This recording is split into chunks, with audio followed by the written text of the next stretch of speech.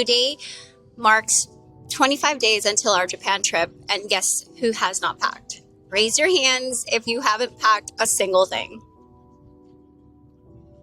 You know, being a mom, and mind you, a mom of 4, working night shift as a psych nurse, and trying to make it work all at the same time, sometimes, actually, most of the time is a struggle. Especially when 2 months ago, I was like, okay, I have a list. Usually I try to stay organized, what I need to pack, because not only am I packing for myself, I'm actually packing for my 2 toddlers. So guess whose suitcases are still in the garage? The only suitcases that have been out are the ones that I bought for my daughters. And, you know, again, I have a packing list, but the struggles of being in this 50-50 custody, working nights, 4 to 5 days a week, actually. And when I say that I'm literally, or we are literally running on 2 to 3 hours of sleep, actually today, we had a good, solid 6 hours, 6-7 hours of sleep, which isn't bad, and we rarely get that. But most of the time, when I do have the kids, I have to pick them up at 1, I have to pick up at 2:10. The other one I have to pick up at 3 o'clock. And sometimes when you work the night before and you get off at 7:30 in the morning, you get home. I drop off Ava at 8:30, get home. I don't sleep till 10, and then I have to wake up at 1 o'clock to go get Ella. And then I never get to go back to sleep after that. And I think it's safe to say that no matter how much you try to prepare and have a list and try to stay on top of it, I don't think I can ever get to that. Now, how do I pack for myself and for 2 little ones? This is going to be their first international trip. It'll be my 3rd to Japan. Oh, yesterday, I was like, oh, I'm going to get the luggages down. It is now the next day and I still don't have it. For every person that is out there trying to figure their life out on how to pack, what to do, what to get ready, if you are like super strong and you're on top of it,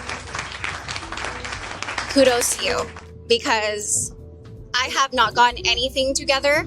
And let me tell you, last night's shift, it was so bad. Our internet cuts off every single time, and yesterday was the worst time for it to cut off.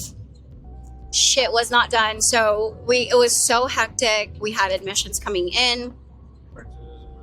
Yeah, the printer doesn't work, and it was just so bad. I just wanted to get home today, and I was like, okay, I'm not doing shit. Next thing you know, I knocked out, I'm awake, and nothing was done. No suitcases down, nothing. I'm going to try to get something done and be on top of it as far as getting my packing cubes out. Obviously, you don't need to bring a lot of toiletries in Japan because they provide their own. If you haven't been to Japan before and stay at their hotels, every toothbrush, toothpaste, hairbrush, what else? Razor, everything is free. So I don't have to worry about the toiletries. I think I've always been so proactive at looking at weather. A month ago, I was looking at the weather in Osaka is when going to land. It said it was going to rain when we were gonna land. But then today I looked at it, it's clear skies, but it was supposed to rain the one day, I think our last day in Tokyo. I think I just need to figure out what to pack the kids. Because, you know, yes, it is cherry blossom season and it's a really pretty season, wouldn't you agree? Oh, absolutely. I think I'm maybe like leggings, sandals, some cute Kuromi and Hello Kitty sandals, a jacket, a sweater. I don't know. I really don't know because, again, this is my first time packing for toddlers on an international trip. But in Japan, I just don't know the weather because I have to keep looking. If you can relate, please let me know I'm not the only one that's like that. Like this, where you're working your 9 to 5 or 12-hour shift or your 10-hour shift. You have kids. Please let me know because trust me, I'm a very organized person. But when it comes to packing for trips, I can't figure it out. And I thought I have, but I've barely booked our tickets for like attractions and stuff. I haven't even booked the Shinkansen. I'm one of those now. And it's not a bad thing. It's just the person you thought you were before because I was like so on top of it and organized before. Like, Pop, I'm doing this, I'm packing, and no, there's so much going on. If you're one of those right before a trip, you pick up like 85 shifts. I'm just kidding.